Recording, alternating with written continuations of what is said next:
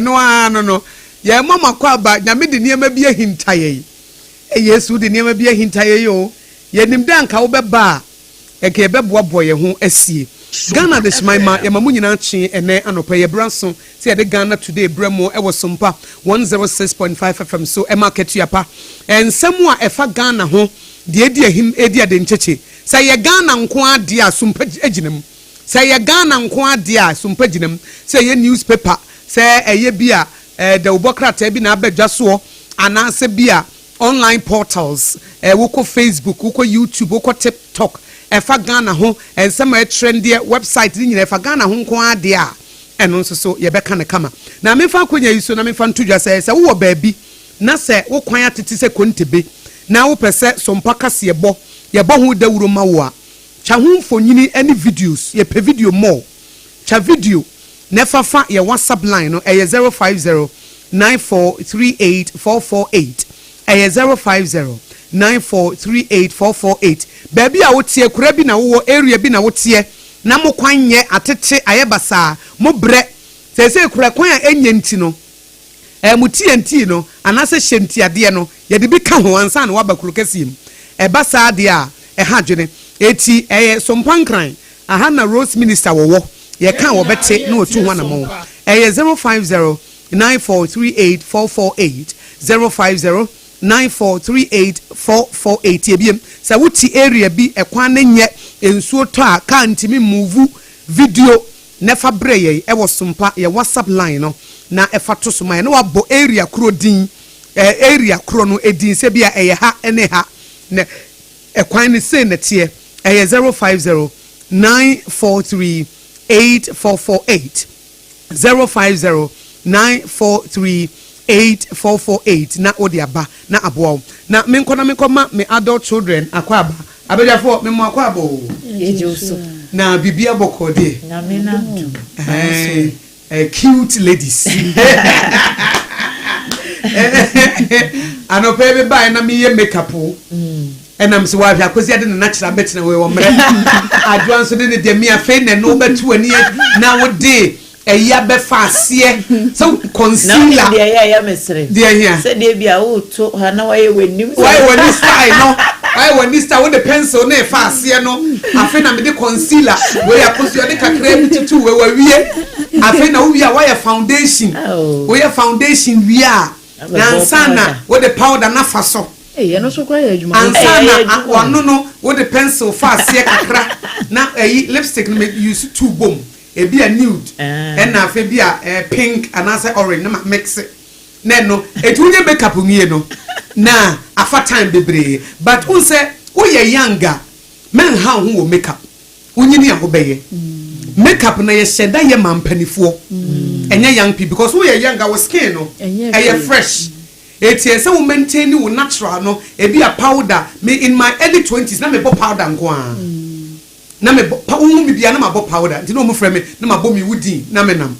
na me pe African wear so eti eno anu no me ntuma ni menye hwe na bia to bia me the lip gloss kakra na me dia fa eti in your 20s and early 30s no men ha ba wonye twa 40 ti say dia bia ene ho no de na makeup no abe enhance beauty no na a cover baby esase cover na aye wo kama eti young people na mo secondary school junior high school afa na wo university na why ye makeup wo lectures why ye makeup change ti say de efuna daka emfaso bia ni so in your youthful age now allow your skin na englow mano en nourish kama manenya kama na hwe ni yie na Akosua sa wo usa menu su any bleaching cream enko bi e paw we de na menu su so when you did the paw we de na kan skin na just will continue forever. Won't be nyai. We jay na skin or beba ne dadem. It is a brand no food him say we yakoko. Na fe dey aso wasa be hye. E tenam say won pene senti no. E na say wo kɔ back na we tantan. Say we omo map obi wo pon we de. Na fe wo pese wo jaya. Afo bo say skin no aye basa wo kɔ wachi no e den. It is a we young na say wo tie Sompa sabre esrew. Emfa sa bleaching cream no nka wo skin. In your teenage as a teenager between 30 and 20 between 20 and 30 or from 13 to 20 and 20 to 30 no men nya wo skin bonnet ma natural na nyankopon de ama wo no fa no anante ho and na wo koye prema ne mpanin sam especially season bi 23 24 na wanya adwuma ye no e ho na temptation wo e se sabre wo ye adwuma ye tua wo ka ye tia se tirimude bi aba e tia ye wo se se wo luku bibi me pacho se tuntum na nyame de ma wo na mfata wanko be ma akokɔ eti tuntum na efata wo eti ebe se no be wo young person wo bi college wo university na wa ye mechanisms eti time be wo be ye makeup chem no be tell like eti wo be ni nyina no wa dwini nyina wo ho ofe ne so eti lecture no kra kasa wo onti bibia nso wo ne bre Ecclesiastes chapter 3 or said there is always a time and a season for everything bibia wo ne bre ya wo bra ye de ye we Sabra na we invest in bra wo di sua de that season is passing after 4 years Akosua ko so we taking it for granted that you will pay a higher price for it so we junior high school some season you know uniform no by 3 years I would the uniform never to but so we betimi akọ next level no akọ senior high school it depended there would the 3 years na year and Sabra so senior high school 3 years we bet the uniform never to form but the obey no 3 years no Adwoa eno na de wo ko and the bet after school no we betimi atoa so and I want to be into so because every 3 years we did agro eti emaye mix ye season and so nyankopon no kwa yesom no no was so ye God that or work in times and in season ono nyame so de bre na ya de eti de bia na se wo bra wom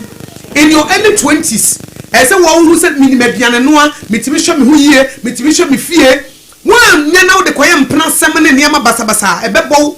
we we school that is the season why your national service we na se o pa adwuma na wunya adwuma ye na wukyina wo na so ba wate ada ade echi wo ko wani mu o eti by the time I won't realize and na time no ko time no on town eti ebe se wo tie ya time wo ko school ne time na wo di bleaching cream when you bre wo ho wo consume e de wo dey impress wan enya bra ntia ye tony skin wo tony skin na bleaching eti nyame dia no nye ho nyame dia ye timi enhance your beauty but not in a way a ebe se wo nipadua because you na dey sa tony cream no nya ka skin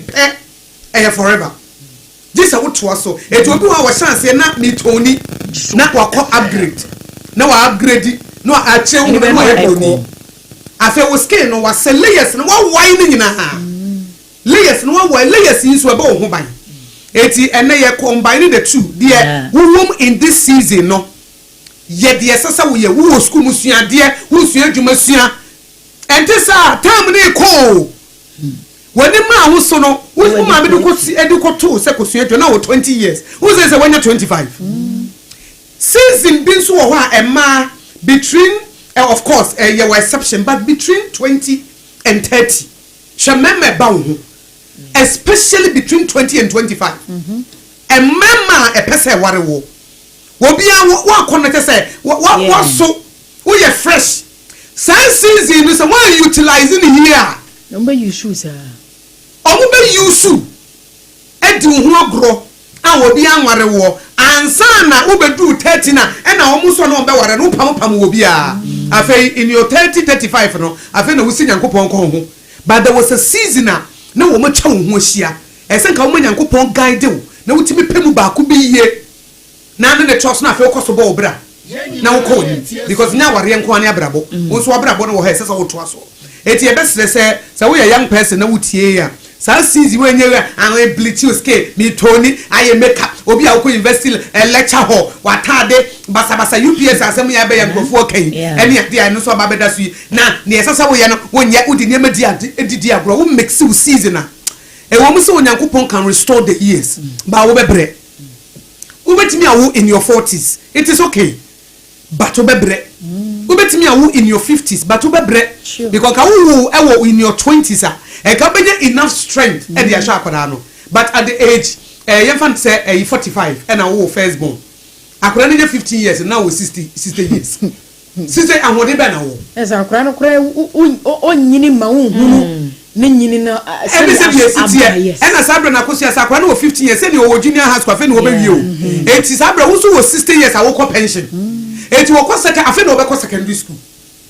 hona bre no so eti hona eti secondary schools ka ansa na wo be ko university eti 70 years now da social akwada wo junior high school wo senior high school at the age of 70 Akosua oba e wo junior high school ba e wo senior high school eti nyame ye no e times and season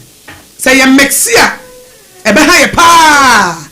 ebe ha ye eti ye ma nyame oda ye steps ofo ya na mo sisi ni ensu emfa nyansa nante enye de bia na wo be ye from o ebe kakra skin no obe chance ye say mabre enti ye say me kofom kakra enti time na eyi emema ba ho ene de wan hweye ukofa kwakwahwe akwa bi ana wan hweye a obi abeyi bia obi nyina wi an nche na obi agya wo ho no won enso ade ba ko wo no se ye hyehye to na won ma ana ade de wo ye edu ba bi na hwese de body it's a natural and artificial e se wo difference o yes wo se se onya but yes wo abehu o yes e mema no de wo bie so omu hu that's artificial na de eno na just we bie so eno na just we bie so aye aye nyina na obewebu o ha de ye no hu pa e nipa no satade se den kura hu se awedie ejina mu e wo hu mo de ba ko so se ba ko ni Zaforo so say ukoya eni kwa say woda we furu so Akosua e na obi wo gina ho abraba enti wo kye ne to kakra na akode na komem enti wo se ba ko eso se ba ko ti ne bo pa yo bre da bia hunu no gina ho wo bi sa na wo enye twemia na pese ne gina me ye exercise but obo akwa ne to no enti wo days bi wo awuti fan tenase ade obetena se pe now this it will almost say no my me who be pay you be no say no I say what she say na dey it is so kroni mu yes easy o asam na ye kana wa ha no wo de men fa no she next week because when this is na aba no easy but Adwoa ma ye pepsodent ba me what my bibi fa ni tue se be de ma no na Akosua no ma yesu ano ne efu se na efu anje easy ona was a robot ma Adwoa ayi ma be pepsodent na ayi Akosua nso ama me kasa me no wa ma me nsu ano so no nsu no no mi to ba ma this is that topic and at what the end day this year the serious it's your time say wu wakoye na aye kuro eni esi ewo mu a ese wo san akoni pejapija no enye se wo ye ya no wi o maintenance I to say omo kom ye twesrade no se twesrade ni wi a ami wo bi a ye twesrade ma aye Adwoa be ye te se wo tia fefe se ya ene wasan to abo eti enya no take care of yourself exercise ne ye didi ye eno ena wo beti de nyame de ma wo se tintin pom dim anati waduane so wo ye twiwie na wo san ba na san bedidi gumu na wa santimi no obi a wo ye we na wa besi ni dadam mu a se say waste of money sika bebrebe okotua ye dollars no okotua ye a ye twi sade oba ye tiate te sa Adwoa no ene wa so ye nipa kesi eti bebrebe ye ne say yanka yampa wo de wo ho wo sika wo betim de aye de wo pa bia ha but who say sometimes I dey bit me be distract you na dey say we focus on one focus on eti eto no ne eyi na sam ne dey what to we dey na mama ka to diverse go ga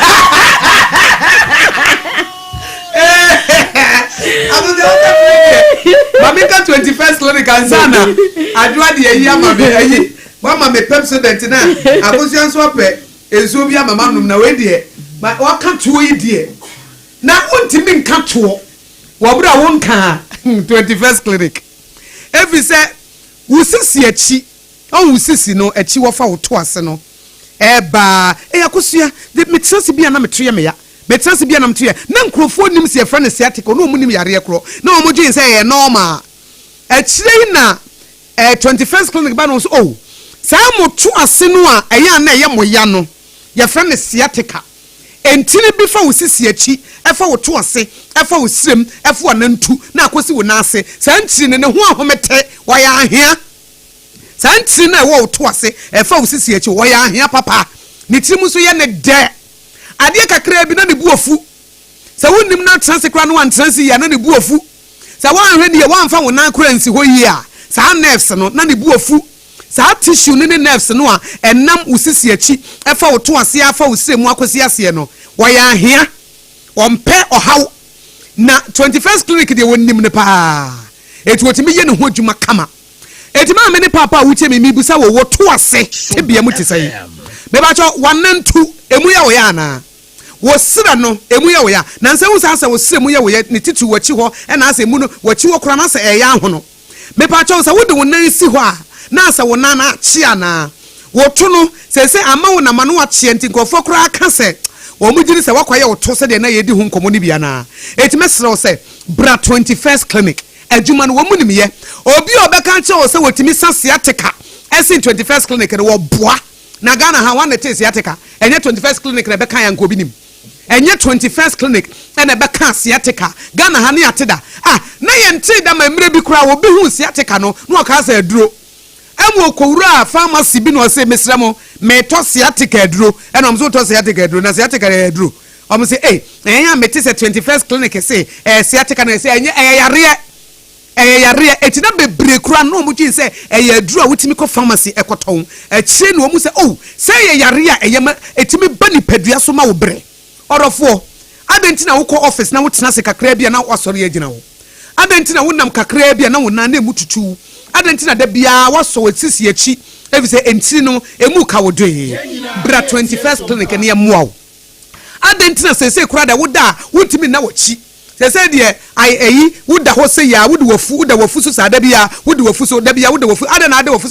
me da machi a na me to ase na me siremu na me namu na eye me ya bra 21st clinic na yamuawo a doctor fo ne a nurse fo a wo mabei na ayaresa bia na enye siatica nko na o msa yare bia o mutimisa etize bia wo yare na wo pe hospital bia kwa bra 21st clinic na yamuawo se wo fa ba bi na adwodwo se ye mebuo yare eye hypertension eye diabetes ana se yare biara efi wuti besi wo na se wo kwa 21st clinic ebetimi aboawo na sabre die 21st clinic ye bie foforo kra ewo enkran tantra hill runabout ewa ene ewo se wo free achimota mo na eba na se wo fro tantra hill runabout no wo free bepo no a ye wo wonsa nifa so ena mo so mo free amasaman eba no ye wo monsa bonkum so tantra hill runabout eho ene ewo ena wo tema ye wo Roman Catholic asafo na chiwo adehia mo ka so amotemenka Kasuafo ye wo new market wo obom kwan so ena kumase ehwa overseas Sompa 93.1 FM dynamo ena obehu 21st clinic mo amu osunyane no ye ne regional hospital first gate ni edi ntwani mu ena Techima GN Bank dandada no ye tuwo mo eho ne ye wo ena Nkuranza children's park ne ye ben no mo amu watakwa mofuma ni nkyere Roman stores no emu ye ne no ena edi ntwani mu ena Takra de afie kuma number 9 taxi station brekum go so oboase ye wo ho wudim de enti ye bie branches bebre ne se ye pese ayaresa na eben wo ye pese eben wo ye mpese wo to ase free wachi eba no a wonya problem bia ye pese wotimi di akokoduro ekọ wonwuma so eti ye bie branches bebre eti frey ye and was 0540 311 0540 311 and 0540 311 na 21st clinic still womo ye sciatica expert womo ye sciatica originator womo ye sciatica researcher womo ye sciatica commandant womo ye sciatica paysetters ya womo de ba sciatica dia womo ye mu alpha and omega ahyase ne awieye womo ni competitor eti adwa ma yentutu yesi no po yesi pepsodent de wo be se yenim ne dada enya afa ne ye be so kane ahwe da nim 25 years nie se wo mo kyerɛkyerɛ Ghana fo hia se wo de pepsodent ne twitwi use wo se first no obu wo hono a o de aduane hye ne num ano aso ne ha ade na ka no ne se afem eye aduro na wo de twitwi use na wonim se aduade ya pa ne se aduane ne ye wo de na wo pese wo de wo se echiu na fe account ase account eti enye wo de ti ase wo meme ade ese se ye we na wo meme wonya pizza ese wo wi pizza no se me be me pizza na de ya me senye ti ase na de bia na de ti ase bro wo bia na Friday obi abro pizza papa bi se we na pizza na wo be we no wo se wo se eye wo ya eti wo mini pizza no ade ya wontimi fa wo senwe na Akosua we ayasam a ese yes so na pizza kwero beda na pizza anase when you chicken wings bi so me chicken wings na ya so da steam no kama the spices be a one of the Jenny Akakano. Na yakona kono. Near the good jollof on chain. Near the man, Odo was seeing, I was coming. It's a minute, and your friend say, chicken wings. No, as a general say, Uncle, the Pepsodent to choose here, and that's our problem when I was over. And then I was seeing wolf wound. And I got my Pepsodent inventory. And you know, maybe not for you say, or fun swear a ana dia nyunu o se akikimi Debbie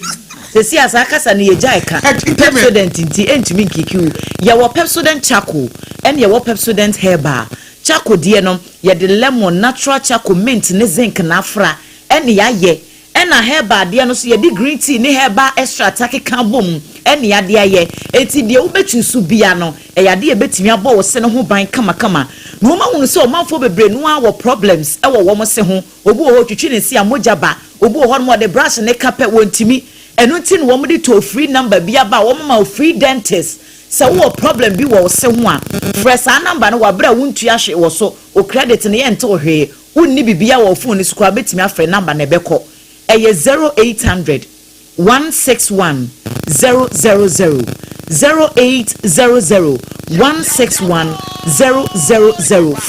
free dentist na one man advice e wo se ne ho afi Pepsodent no bo reba bia ye ton paste bia also Pepsodent either herbal and charcoal de obeyi bia no e yade a ebekoye e de ama na wo se no so wetimi aboho kama Akosua me nso eti Akosua ye twitwi esi ye se no pa bia unse ye tufu say wo sorry no pa the first thing you have to do is to drink water and no musi ni padua no more than 70% e ye nsuo eti oba ho fenso be na wo be kamfo ma me se me no ma no pa o ya kasa me no water kasa jai usu de onim kasa o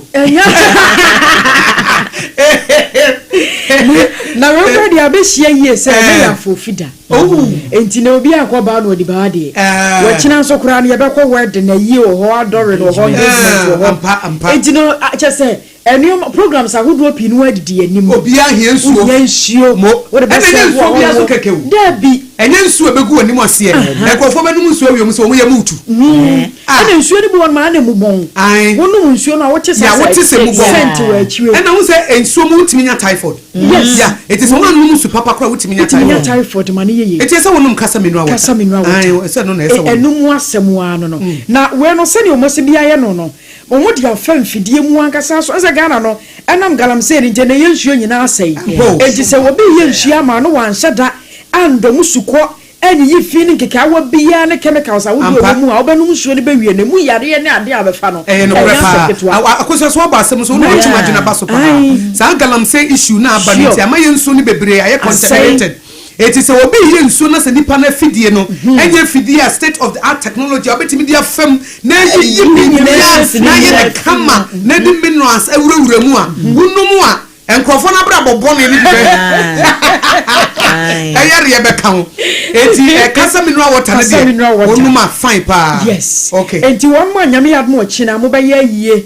party ahodo abekoso funeral contractors ni na mo hye don so kasa mineral water na ne bo so da form sani ya yes bia ya package no kura ne kumie no enti we no ba bia be ko bia no benya bi no ato na wanom ma ho so atimi ato ya budwunsuo eboa ma wo akasa no dem ba ko ha eni o enti we anopemis on say ne branding no kura yeah packaging no bottle no bra na ensuo ado kama pa kasa mineral kasa natural mineral water essentially natural so enti we dey say de Nyankopon no ansuo no a wo de ma Israel for bra na sukomo de wo mo so ko tu nsuo bia na ensuo no mo se nsuo no mo onyono e na Nyankopon ka che Moses se won fa dua bi mmom on fa ntum wo de tu mu na nsuo no be ye kroje e bi ne kasa mineral water ese nkane no de na emaye na la no mo we Moses nsuo ni bio no mo a chese ahode nko agoso Moses nsuo ni bio obudu mo se fra ho no mo se ho ye fra ho mara na ensuo no enu obudu ne sukom di wo mo pa Israel fodo ne sukom di wo mo pa eti sukom na di wo mo no mo ko tools omo di wo mo nsaka ensuo na ensuo na enwuno eti ensuo na enwuno no ensuo na enwuno no na afei na ha dwene na Moses suku nyame so no se ewade no se eyi bi da odua bi fatum wodi tu mu a ensuo na atie nice one afei Israel yakoma to yeyem Moses ensuo no eno ne kasa natural mineral water a wono mu a ebe ye wo kama eti no pe so na apia na apia no Akosua so bi pe bi obenya bi onye wo number na we obenya bi Taifa Accra he okay enti one mo kira kwanya yiwa kwan number no ye 0206 469 430 0206 469 430 and na 0303 965 780 and mo asem ana ma ko no kula mu nsuo epe ai o minum bi o se na de eyi abayi no yes ye kama wono ma de che kula mu nsuo ye enya asem keto ena wo se ma bi ko fie eza ma bi ko fie pa na konom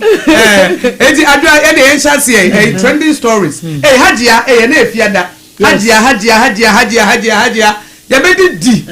ai na ma wo bom pa ya nsa no didi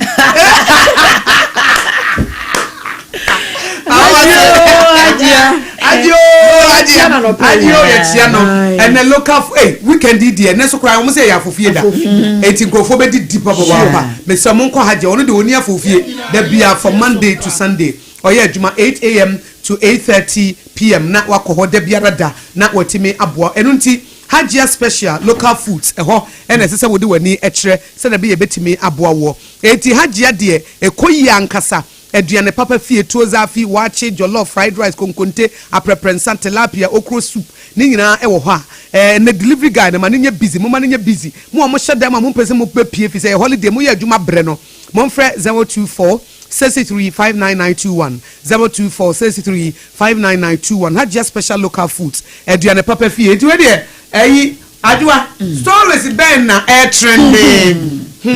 aji baby Ghana Florida aji baby Ako international asomuni konfo awadane sofu mame okay o se no kire Yesu Kristo so by say obema de boyefo eti enne na obi e konfo ne obe sofu mame evangelist Patricia si edu asiama na dia bonu adi Akosua mama nya asema na pe o di preach ye one se be we tina na grada ono na sesi a nasem eda paso enu ayete ha yenka bi nhyimu ene yete se ye de agrada akokot ye de na kogina court na nkofo kra dwen ye omo se one empress gifty enkomo ye ba ye omo toto ayampia mane wo mo ho e wo social media yi me kwa na me kasa no se na eye bi foforo 2022 sabre no anu wo gina mu dendenden na agrada wo krom ha no ena ensensema hudu obi wo ba ye se holiday ena holiday ti ena holiday Somebody by Ghana today you will be now mama kwa de ba kwa ya me nwanwa ne se ana nya okay nya me na tena de wo ya se esa Tuesday no ko bom payo wo she fita grada ko bom payo national thanksgiving boy e ko chairman panyini kura ya na wa wa se empire bonu so nkyere se wo ye bonu ya nya me ntua wo the fact is wo vampire no chese wo ye bone a nyame dua wo ka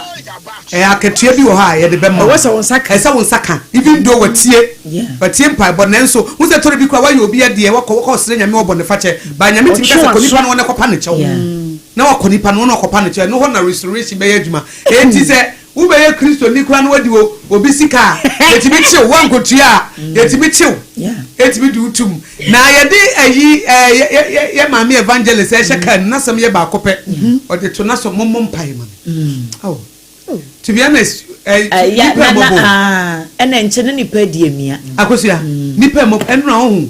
say na it was unexpected oh yes say na unexpected so mo na pregnancy test we nim say Ransford be nya ayina one fan to so ma membra na ye de ni free court room ho na ye de ni ko wuraka ni mo no na utimu say it was unexpected hey na Akosua ye de ne ban ye de abanka ba egu ne nsa na afei ye de ne bewura ka anim na ma me atu no wege wege kura no nhye bi ono ampa na me ka say me se na wanwene say because asem na a linger on who say achew ye time no na o sika gari no sika gari abuja ejigeja ko be ya body fufura eni prisemba na se me ka say wo ya body fufura eno nkyere say ade bia wo ye ne asotwe no emma wo ya body fufuro but asotwe ne de ebeba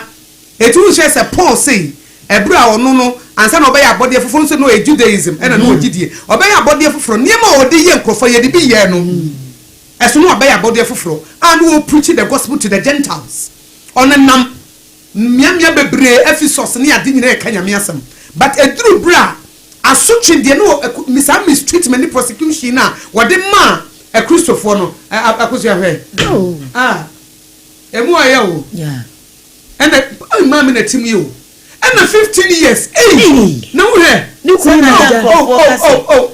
afa ni kunu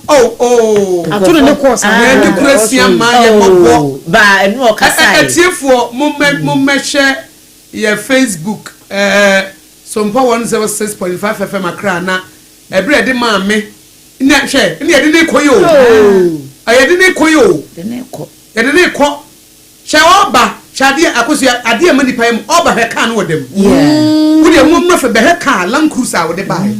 but she ye de na to a police folk all come a police folk dada ye de na to oba court ho no wo de ne car mu luxurious car and wo de be pie ho but as they say unim me addition bebre addition wo mu pa unim say oni ne kru ne ba court ho but wo and wo mu ntamate yes onu ko prison ni kuna betina ka ni mu ko fie Akosua sa na wiase tie o sure ye nyina ya be ba bomu so bia be bu na konta but obi abefa ne die o obi abefa ne die ena honest onim se bibi se beto no benye ni se wada sorry na wo court because court no wakwa and what then mantle na gu handcuffs no so ba ma mi no nani adi o ma mi nani adi o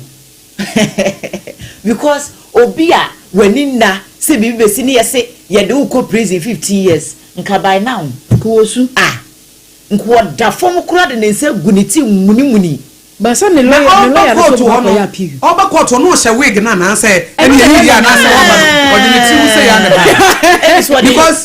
who's one no per life it o se ne wig no a o sheda esiesie na so wo twi na ni mu kura wo se wa ye make up it minim se bia me ye sure se oba no na hwe ni kura sia ma brantie wo bona ba so wo Asore de mu adwuma pa mo ye no bedroom ho nkomo a wo didie Akosua ko no tum to be honest with Debbie asem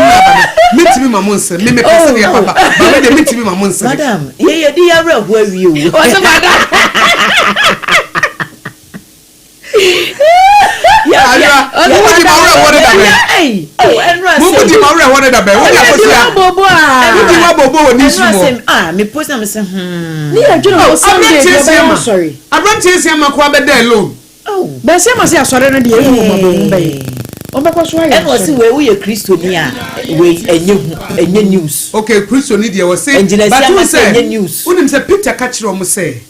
ye persecute you for the Lord's sake. Me mane ho. Na mom say ye persecute you fisi wako di konkonsa. Ye persecute you fisi wako wie sika de no de reward bi ani. Oh okay. It was a persecution ye too. Was say wo ye nyame adwuma na nipa bi town. Na na say nipa bi tetewa. Was say for his name's sake. Nyame na wo kodire mu ma ne ntine wadi amia. Na mom was say metese ye say wo nyama ne hu ne bazen a wako wi obi sika. Sigagare. Ana say bia wako fo obi kunu, ana wako fo obi yere. Anaso akodi obi nkonkonsa na ntintwitwa enne de ohawa bre no de o say reward bi anim eti we ni nim sade de no for the name sake o say for the name sake o so ohun say ma me ne ho abatan nti na ama na abatan ma me ne ho abatan no o say fa me na me de misika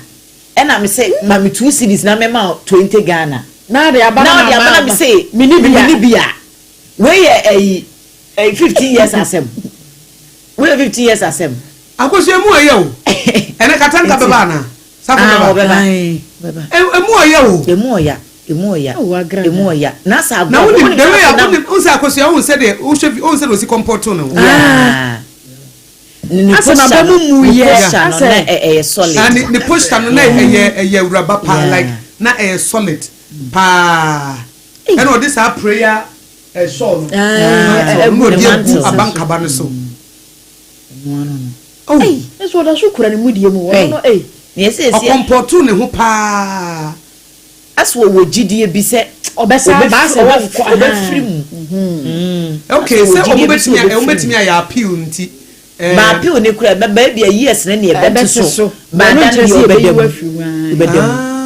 yes ne de ombetimi ateso ba bedem say demu no so yesi etimi so okay say president etimi pardon who's the president so timi pardon presidential pardon so etibi e kasa fa wokoto mu a na duru day bi a president eye obetimi akasa munni agrada but ono de mi ogidi sesa impo emfa mu sentence ye de bema no say duru bra president emma pardon a oye obi a migidi so obenya pardon bi onyo mi ogidi sesa impo ye de 1 year cry chi ombe ya appeal ne bi etum kra migidi se ono de president betimi a pardon Akosua mu oya o but say wo ti ofie na wo da wo papa bi so na overnight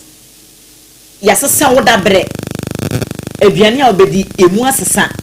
bibia ye different ebe ye din Mamimfa Facebook live Sompa 106.5 FM Accra so manfo the greetings kakra aba na yemfa emra yenua Pedro wasi Pedro wa me was Maldina Cruz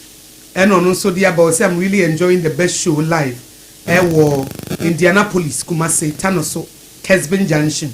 and on also the buy Baba Mahama Obuase was NDC 24-hour economy no scam was like a grad Gagari no dear no Baba Fato was watch ya dachi hene honorable Besma or say Akua first vice chairman Emma Obuasi East NPP Amanyokono and watching so Jeremiah Simpson was what the happy birthday ma Dr. Emmanuel Eyisi or say your humility is evident waho brasie e dead pefe was one yankopo ensha no wonya okese ne friend munyam nkwa ne munyam eno nti Dr. Emmanuel Eyisi happy birthday ene ye de ma wonso wodofo bi di ne birthday ne nso afofie da obi o ha opesa wo chia no a obetimi e de aba Sompa 106.5 FM Accra ebekin kind happy birthday to Dr. Emmanuel Eyisi Nana Ekuamu Abote Ablekuma Central say good morning Akosua Nshira may the happy birthday Emma my nephew Jerry James Asante yata friend Central C wo Banana Inn enti Jerry James Asante okay Jerry James Asante yata friend Central C our Banana Inn onyame sha Nana Ekuamu na edisa greetings wo de abrewo ye be phone lines no amamu abem 0260 196064 0260 196064 and 0260 196065 0260 196065 lines me no ye dey adwuma ene asemo aba trending stories agrada any other issues are eda paso so we share easy for the no so wo mo statement obo de ba abonte no so trending say 19 polling stations and so yenkoto ewo ho eno so trending ye pa wie yo Akosua na another story so Suzy Pinaman ye de kwe ne sedue na ni no say waba oba na ne te say oh nyame ayade de na wonim say ade ba ko a mesua firim ye say honam dua no ana menka ne say nipadua pe no kwa epe no nko a de ntia meka ne say ye say upon sedue a won maye ni nyina no say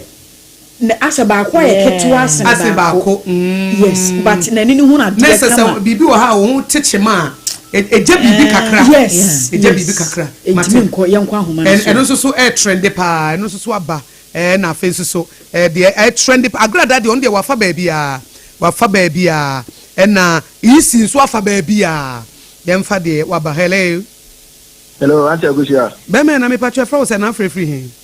nana keni wanchi Sompa yenkwai Auntie Akosua damase mo som Ghana Sompa pa Nyankopon hira wo ne o mama mi no ade sisi amoma yɛte nsɛmpa ɛwɔ Ghana Nyankopɔn hyira mo anta ko sɛ mafra ma mentia the MPP incoming National Affairs Vice Chairman Honorable Bright Osifikume papa you onim die mesre delegates MPP among ko say the person ba power dia Bright Osifikume na ni so di hu so yie TM1 na o National Affairs Vice Chairman former MPP TM2 no chairman ala tuba o wanti mo ni tamo tiemo eti chairman so ba for wanti constituency chairman afi chairman Alhaji Jabre ono so ba for first vice chairman e o wanti constituency ata go sia electoral commission ni omo ye no ayese omo ye ade ni se se na NDC fo aka so mbe pam omo ntino no omo ye di abo omo adwuma mo bai de o habi ena Dr. Bosman Asare ekọ parliament house de ko tu dwa say aka only 3 polling stations pe na de omo hwe nyina ne say aban ne ba mo omo ana IGP be mo omo police fo ena aye kan say soldiers fo mo be omo ban omo adina so ay de declare that particular 3 polling stations ne de aka ho na ne de akoda sorry ya de ba de na asesa aba electoral commission say ye kwa organize battle for 19 polling stations ma me je me san ne nkrofo omo san komra bi na ye MPP for de ye nyintum na ye nyintum china abi ma me agrada okay bonito ma me agrada de ma me tata kata bi da we first time sentences we dey anu din esre mun consider ma me kakra na afre so no ata ko so we nya de so adu hunu fa ma sebi asofo ni bi mne malam fo bi na multi TV station so a takakra bra na me ma kakra bra na ma kakra no NCA e mo mani because ante ko ja na oba television so a wo di TV to ana fakakra bra ba di kakra wo di we ba me mo sin omonye ha na omonko omo so o maka no so duwa otu a wo di sika fi bia wo ya za program bi o TV so bia na NCA mo mani so no ba da ko so me da se pa ye da se 0260196064 and 0260196065 and na so pade efo na yebuwo sika ye adwuma na yenya wo so pade efo ye benya wo hello me ba to efo wo say Ebenezer say wutie wo ho a ebe ha adwinti wo de kan asem ne taw why na mo no so ma me yenko okay I show ta and then I'm meeting ante ko jaba wa hwehwe me sa o oh mi o baby a ma be hye Sompa 106.5 FM Accra and it's a wo hwehwe me a be hu mi wa ha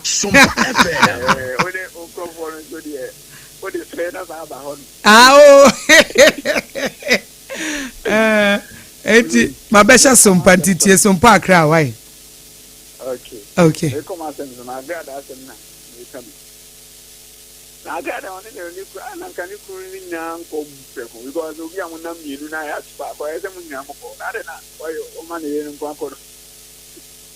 oh na say asima wo kai anye ni kunu asia ma na ye bone e yo no agrada na na omodi allegation ne bone nti we dey allegation na bo na a wodi for no ne dey obatum eto although the Bible say the two shall become one no edu amane hu no obi abefa ne de okay so esa go ni nya go she prison ho esa nka asia ma na hu say hwe minim de ba hu say obi wa ne kunu wu ana ne yiru a me no beko ba yenye dru baby ekosie no ha ozu ni nyame mfa wonsie ye be hie daache me do na ekoi asusu nipa de nya wu foforo no a me no beko be obi okro wotimi da eyi no so casket no woda casket no so ni apagya no woda so yetimi kodu baby ekosie nipa no eti ye nyina asa de wo hye ye wonkwa wo ba he no wonkwa na beko ba weche se Ghana marriage ma fe na mu se marriage ma asemu ya chew obi a achepa me kai pa mi wo fi dada mu no kura sei na nipa doma na ba ho se ye bu wo mu no na enyansam ketu akura agada wa hard ni papa eti me kai se mia nua ba ma odi ahenkan sa bra ona na omo de sa cases ni besi ni so bebre na omo ban so wonim me nua ba ma wa ma issues omo ba wo ka kire omo se emo obi ankwa emo kan radio so announce sa sika gari no nye no kure eso still na nkrofo ko eno so ye pade efo because kan na me kan se me ni odi ahenkan na wo ka se mamu nko eso still da bia de nchi na obi foforo ho ade minim se na ye di bibi for mani su ho se die yo e na o mani su biri wo mo na o mo kode a na because of order oko we ko hage mahama mi say we dey nka oko hage president ti unim say ko hage president de no ano no o mi say we dey what one ko have no pe ti no one ko have na oko me da se me ma obi foforo nso emra 0260196064 and 0260196065 hello Obaima anapanya mi asumdwe nka wo nso oye wa mi abema nana amuako a asuboy ewo ayensu ano constituency ayensu ano me pa cho yenkwe parliament ami MP Sompa Ida Adwoa Asare yo wi am channel so di ma ayensu ano fo yaba ye ma me agada astema ene ye se oko experience for 15 years no me tinu se esakra because agada and the move you the Ghana for be a fast our Ghana. I also is Gary. Now, or qua, or you say, no, I must be passing out bull. Near poor proud. I didn't mean a glad at them. No, wait, sir. Obia what I saw them with the Uber chase all night. You be just come was on the baby. All by as what? Nobody has a bound so as a poor. I drew scared to few of them. And the way you answer, I was like, oh, more than that. Na yes na ho dem obia mama obi nka say we the first time me aba told me say o we bema na o no baby na ati anya gwa akoda o da na o get reach do to afiase sa na we akoye first ni pewu ho omunum dan e de ya ni po ye ojibi fo wo se o ta fa che na so obi agu na so furu kubulu kwase a awo sa agada se we de yes on kombe 50 years kurana anka ye because obi o nya gwa hwe kwa ofo se nya no tam not social media no di mpefo abobra abombra ye woduma de so no watem e biens e cancer foot en ko be evata e jo ko dem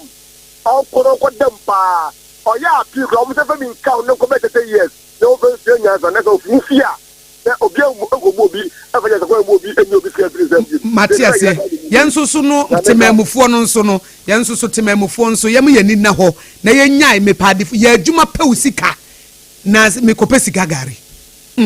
0260196064 and 0260196065 hello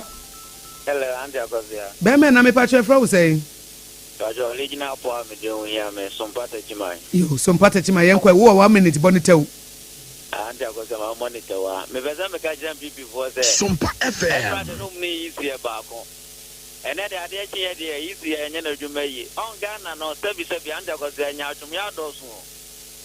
ena yi sports no me hu na dwuma dia woji ene se antis boka say yenyi ma me ni mfiri o mo se fe ena wo ye ena say oh say mzinyame de yetinyame fa no bo won to ntem pa me say bibi do me hunu kra nye ni me say ye wura la ntem atia o mudere fa akwanbo ne so no akatwen do mo fa mu sa pepe ese sa de akopum say wa ko pa pa nje papa de ye wo no ya nye ni fe bo ne cheye na de ne ko anya sa de bibi de do mu na mu no o me fa mu sa asundwe wo mu nya bida anta ko sa me da nyame nka ho menso me da sipi yemfa de wotoso a waba hello good morning me pa che fra say na free here Atomide ni koku ye gwa mkasa free passion yo kwashima nsompa mpa cho yenko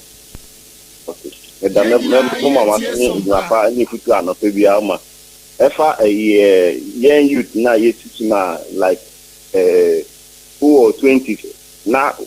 like a bibi kakra ba on sema ibe hu se bia be fese abrabo de bia umini but edu baby na wonimbra on so na ka echiri because me say menya 40 afiansa me ba 1 year aha nti sabre na me sis na me ye dwuma na akraba me nti say ye ni nyoma bi fie ni so nanka ya fa nyoma bi enfie ni so e na nke ye hwe ne ware yanka sabre me bank ko university nti no na anope futu na o ma me hu say big jam mi kewa o ma me ni je because o kan system e kire hen me bu na ya ban ene bio me kwan dwuma ko e ko so do ye ra to forcing o be say yen bo wa te kwan na kwan no wa ye bridge na dane tifanto Yeah, bro, I'm Akosua fitted Akosua ekwan ni new. Mr. Eya ekwan no Mr. Sompa ya for road project bi ato ho so. Send my WhatsApp the number na 050. Me ni sa line we ato. We na me dey ma we 050 943 844 I troto ho. I troto ho na next send the video no. 050 Sompa FM 050 943 8448 teacher video ekwan no ne fabra ye de betu ye Facebook ye be ye ho adwuma na eche akeka ne nyina ese ni afro road minister ne ya bona mane no ye ho adwuma mate yo meda se memfa de waba ne tew hello 0506 026 05 de na mafa no hello. Morning. Good morning. Me patro efra wo say. Mohammed ni katapun Kranza. Nkranza Sompa yenkoi. Ende apamamba apamdada. Anonya no pa bia no oba. Ai mame na se na aga na on esa ka mo ni ma ai international ai phone. Omo na ndiri ko mbe phone no ko ezo mo dia grada so ka na post waza ma poate papa. Bye bye. Yedasi pi. Okay. Hello. Hello. Me patro efra wo say. Agent money o me ka dem of Ankoberia. Agent mo of Ankoberia Sompa. Yetie wo.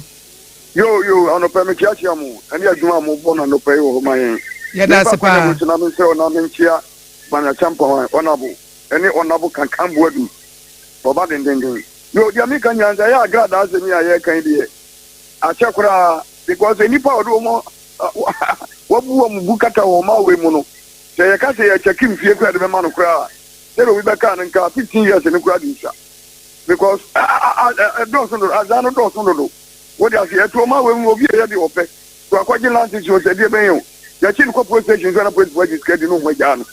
and what the empa no ko tuma mpa o nya di aka de 15 years no what ni fie no odidi ya so dem 15 years e ti e kena so pa no obi ehun na ye fie ho firi sa azami sa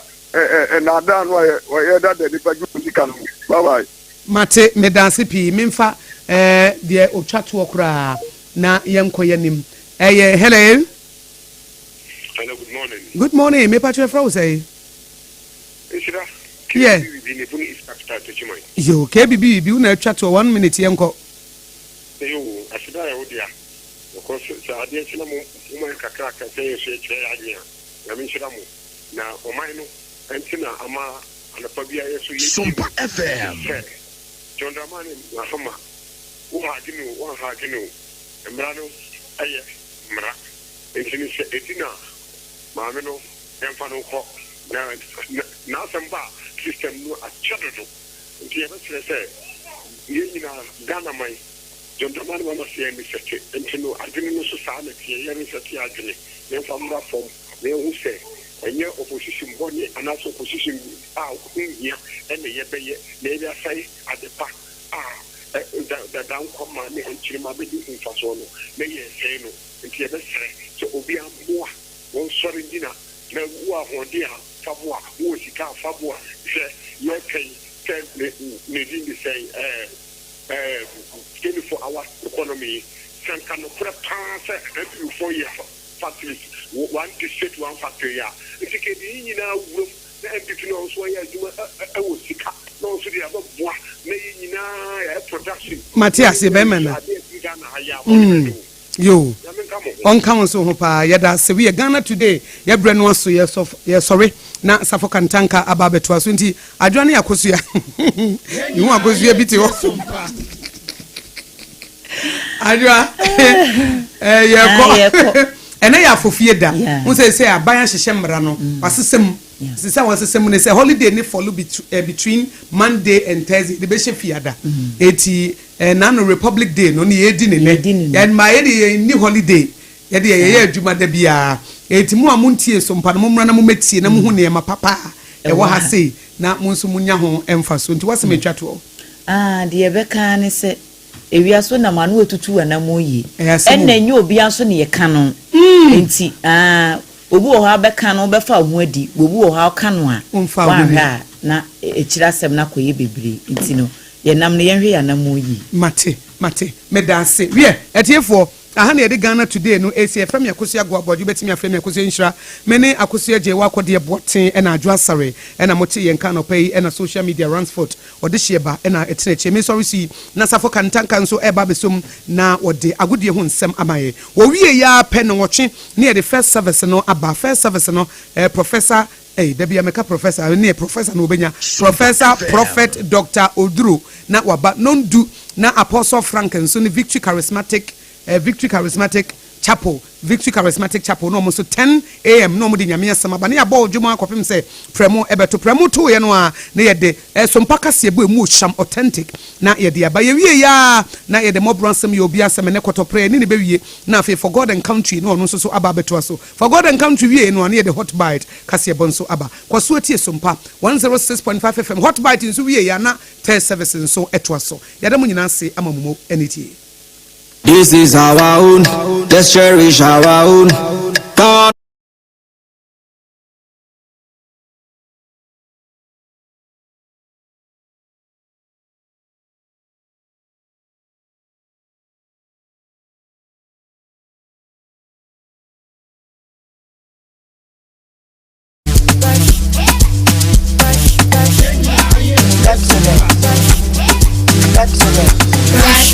Brush your teeth every day and night, up and down and all around, but the feeling bright. Brush your teeth, brush with mom and dad,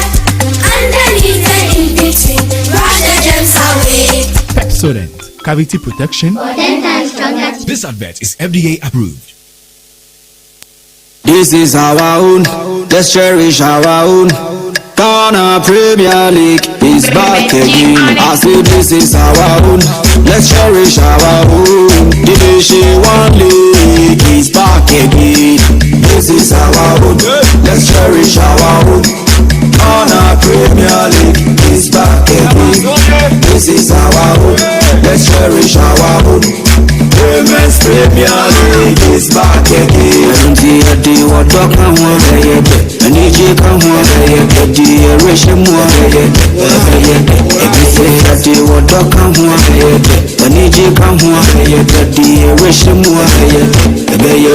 Adwoa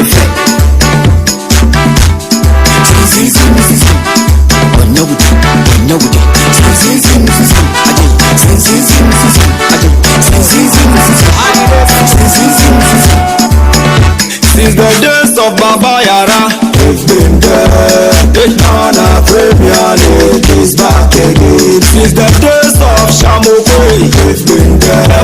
The Division 1 League is back again. Since the days of Abatasaki, we've been there. Women's Premier League is back again.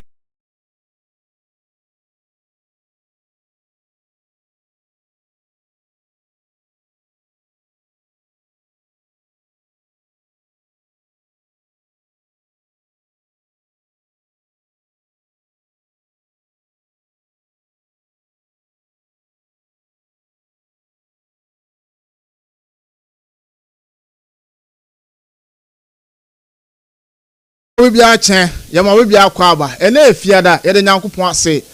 Anopay, yede omamusem abro, yede agude musem to ase fisabe, kopem se notwe ebobo ya to din se tip off. Ena yede ba, amaninsem ewo musanso na fisem, enso ewo mu na enu a me kan say football na say sports. Enu a sports fraternity no ya ntia asempa asanse Diogo Jota onene nua be my friend say Andre Silva omukunya aka kwenhia omantimi and survive enso enfiri no pede mu komo bebrebe enso ede eba enu ampanefo pi enso so etimi pi omu tribute enso na no achi clubs awodo na enso de omo de bai kuma asa ne kotoko bibia ne go stars omo so timi de omo de ewrema bibia so etimi eye kama ne sima foforo pi ana no pai yabo ano edum nsem ebedan ati4 ewojuma di nso secure sanitary pad aka ho ena no pai oba bosmi akontu no ebe secure ede am American fu secure sanitary pad enso ene de amampa chobo wuramu ewojuma so ba kwa do so pe secure sanitary pad na bibia so etim aye kama enso ede amount enu achi no meduma faba center Dr. Time da so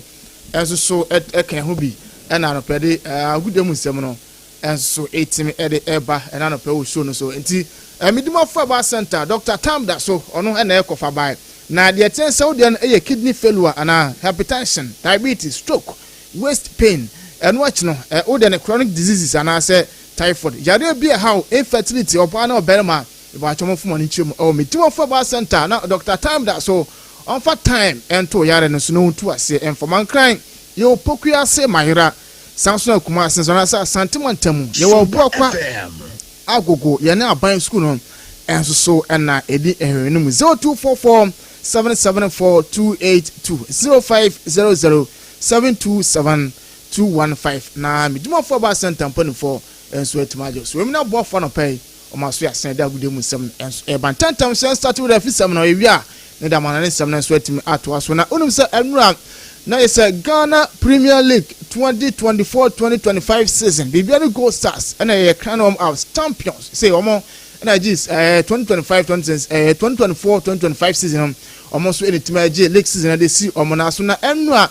na say omo team ne trophy no ebe Honorable Sports and Recreation Minister Honorable Kofi Idi Adams and enwa Bibiani Gold Stars team ni nyina from playing body technical team staff and management omo team PM our Sports and Recreation Center and as a sports minister na so and so at the trophy no and so a presentation honorable come na enkomode die and so etimi ko so abra Bibiani Gold Stars team no and so etimi star sports minister na amube no owure fence akwasiadu on CEO e de ema Bibiani Gold Stars ono e de same say e to the abra amube star sports minister omo the Ghana Premier League 2024-2025 season mutimi gie no trophy no Ebeche Sports Minister. What's your doing? It's an honor. I'm always happy to it is an honor to call on you today to account to you about the success of the Ghana Gold Stars in our 2024 historic achievement in the Premiership. You recall 4 years now we came to the Premiership and we did our best at this year. We are representing Ghana in the inter-club CAF championship and an assignment that we need a national support. And since you are our first father, we do feel that we call on you today and any assistance may be in your outfit,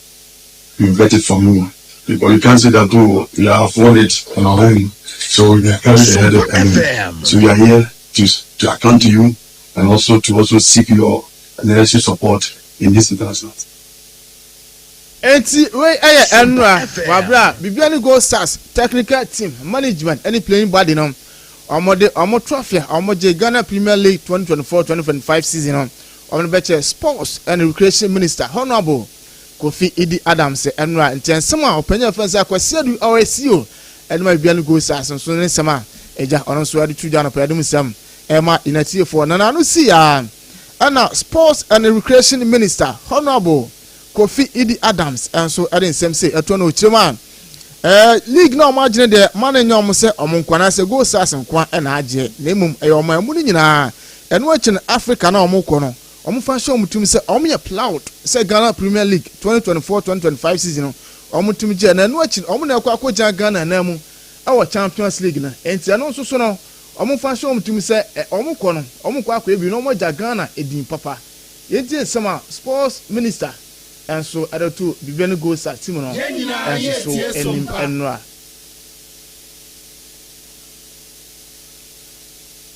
It is no more just that of Bibiani Gold Stars, but it is an assignment on behalf of the country. So on behalf of Ghana, you are carrying Ghana then, and so corporate Ghana must be interested in how you do it. Indeed, if there is a way that corporate Ghana can even support you with even beyond just financial and even technical, would have to do so. Because if you do well, it is the corporate Ghana's image that you will be projecting there. So your call is in the right direction, and I think that it's always been the tradition. The only bit is that we should not arrange immediately with His Excellency the President, for us to have taken you there also to do the presentation. But I know in due course we would make possibly that arrangement so you can come, and His Excellency will also have the privilege of receiving you and seeing the trophy that you won. But Etimen sama and sports minister after Sabibian Go Stars Ekopiem on Afiano. When so at the 2 woman na eno na the 2 Go Stars team nanim say or Chajuamo say Africa no amokono. Anya Ukraine Champions League group phase there. Eso mutimi ewremo hono. Go there with the mindset that look, we are champions of Ghana. And Ghana is no mean country. We are a great country on all fronts, including football. So don't be intimidated. Captain, make sure you encourage and motivate your colleagues, the players, that nobody should feel intimidated. That, hey, I'm playing against this team. It's a big team. They have big players. You are also a big team and you have big players. That's why you are champions of Ghana. So you go with that kind of mindset and listen to the technical instructions and what have you. Once you discipline yourself, you go very fast. You go really, really fast. Let's take our diet instructions a bit serious also.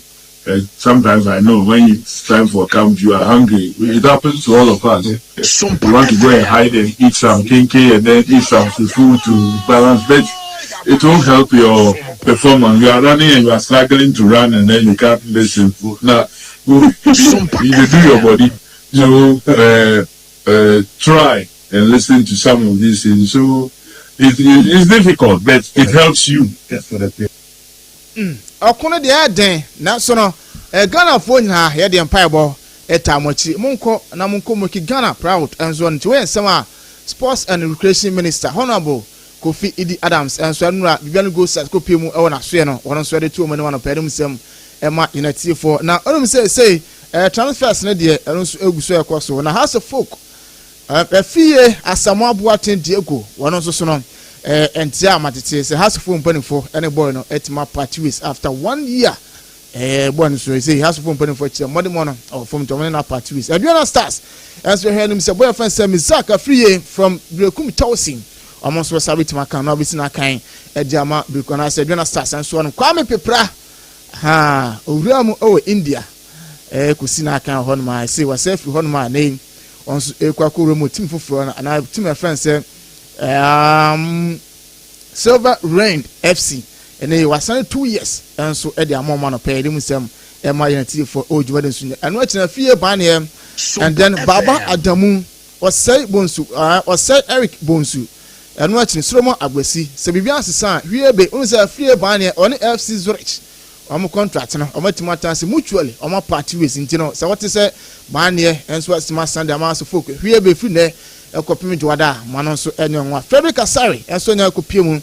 ewo Durban City FC ewo South Africa nei onso kotoa ne bobo so ewo hon Kaula Football Club enso enije go anaso mani di golden kick omugo keeper na chi Kofi Savan Kelvin omuso ni dina chi seboy no omunsa so beti maka signature so no no chi no enyame adom busime kwa akosumia otise boy friend say kunadu yi adom ene has folk contract omo ne de na abana wiye to kotoa so be fufura and also no man and young one of them same for Maxwell Ajiman Akito Asane Kotoko defender former Okupiem our Kawala and watching one second I'm a class baby Adwoa Stars in high school a ball say Adwoa Stars and the tree and watching touching my level wonders and Sony Jetty was in a kind of Kawala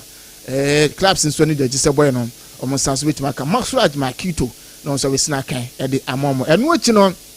Bechem United former player and what you know Achimda Kotokura some former striker Augustin Boachen so no and Asane Kotoko team no and 8 years say e bibia to toma ono so betuma ka sina kan e dia makuma Sandro Kotoko and so na pere musam MIT for Ojumade so President Cup team abaso team am shatter image no hanasa shatter flyer no e say on the official performer our President Cup Yami Adma Sunday and also 8 Mabas Wintini Sunday Accra Sports and Shatawale, Shatta Movement, Shatta Boys and all. And when you are phone in our Accra Sports and Sunset Shatawale and Ebana President Cup no on the way to my baby so occasional na bibia enso etimi aye kama na Maso Didi Draman head coach the man has the folk and ebusan nyame aduma over first assignment against Kumasi Asane Kotoko nyame aduma Sunday President Cup Maso Didi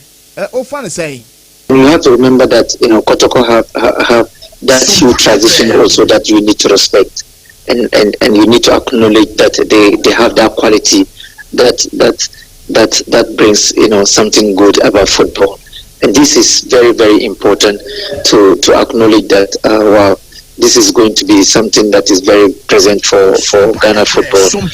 Having the two great clubs, playing before His Excellency, John Dramani,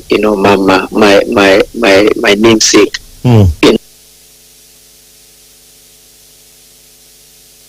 Etiwe sama coach Maso Didi Dramani enso eretu da na pere mu sem ma ya chief away from where ntintom na yenkodi di nkomo kakra enso ewa amonane na afa yemfa amonane sem no latest update nya emfama inati for enso ojwode so na mame jego tota se won image am part of fato so efama me na di boy ho enso enkomo kakra na onum se osina kan edima Liverpool clubs ni bebrebe na boy na tima sina kan enso ede ama omo na enu a na say na otwetwam ya na onso timi kokko ware nti say holidays oni ni new friend say Andre Silva ono so esina kan edma Penify FC e Portugal na ese omo holidays e Spanish omo so etima jojo ho kakra na enu a na ese boy no enso timi pimo Liverpool na say pre-season no ono so etimi no omo start enso honom na eno obam say nchen eno ko surgery to doctor man advice man in full plane na say o travel by a car na ono so etimi ba no bepi na bia so etimi ka no mo nam kwan so mo ba na na fofi antwata boy no enso ni nua benya kwanhia ene boy no so etimi na say omo so etimi an survive enso enti we ya wo sama no a Liverpool and football fraternity nyina eno so etimi ba ya na che say Diogo Jota enso so na say e can't at the phone kan yentie after Crown First was starting the football career kakra bi yentie Diogo Jota. Sompa FM. I started playing I was 6. When you start, you just want to become this professional footballer and to play for your national team, to have the opportunity to play on the biggest stages with the biggest crowds, to feel those emotions, to feel how happy you are, constantly searching for these feelings. I remember my first football memories, the Euro 2004 that happened in Portugal. Everybody was so excited for the tournament. I just watched first time Cristiano Ronaldo starting in the national team. I always followed his career, and scoring goals always been my motivation. When I was a kid, I wanted to play in the Premier League. I didn't even imagine to win it. I just wanted to be there. I knew that it was the best league in the world. I fulfilled my dream when I played. Eti where Diogo Jota Crown First was starting football career and anopere musam Emma United for na enu Liverpool fans do na enso etimi pay tribute enso ade ma bo na yentie nsem amukwa kwa na mfa so pay tribute no Liverpool fans no omni Diogo Jota edin enso etimi eto odwom yentie Liverpool fans no kwa na mfa so na mutomo odwom no.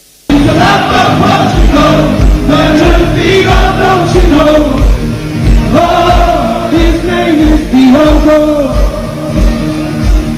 Oh, he's president of the country.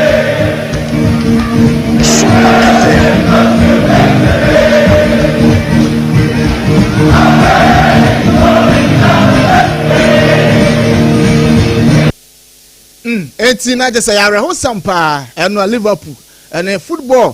fraternity na just say no ayante sampa Diogo Jota and new friends Andre Silva almost akwansia omo ekunya na mini Rashford me dey come accident no footage ni kakra be kwan esi na asem di tumu tini check so obi hu na kada ma Facebook for no na omo tima hwe kakra so na prime minister enso ewo England enso so na say UK prime minister we yes kwan yes oba Facebook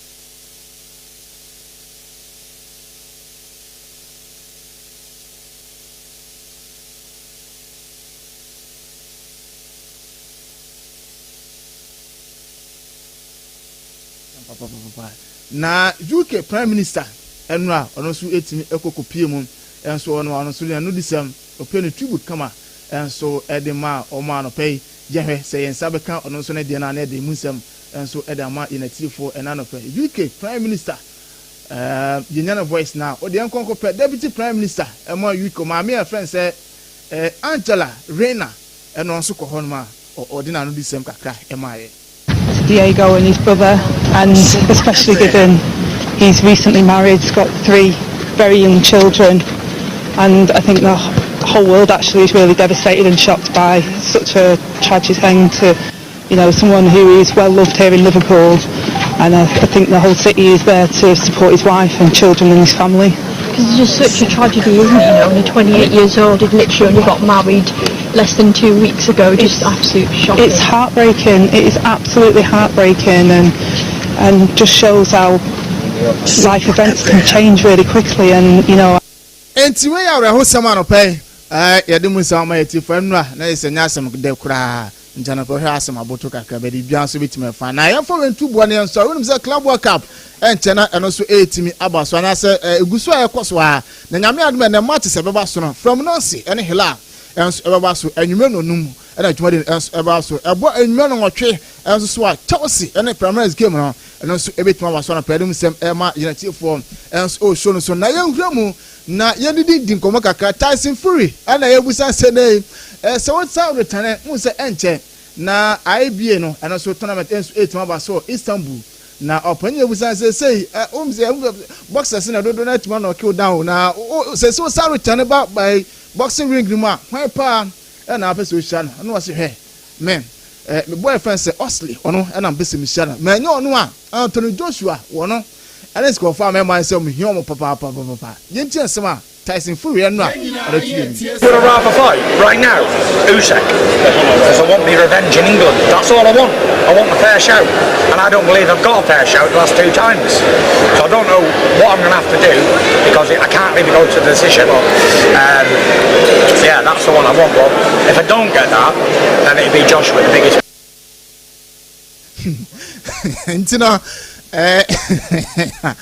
It's Anthony Joshua asa onye radio I Tyson Fury nyama call them first when asking to with one for about center at the channel pay sansuna secure senator part and pay almost can hone da with him some be from Suffolk and Tanka Ransford and dem ko Facebook on videos ni pictures ni bibia kama and so it me share one yeah sorry na juma dia ka first service and so it me about to so na systematic and so by the mamura so for the ko nyame adoma Monday and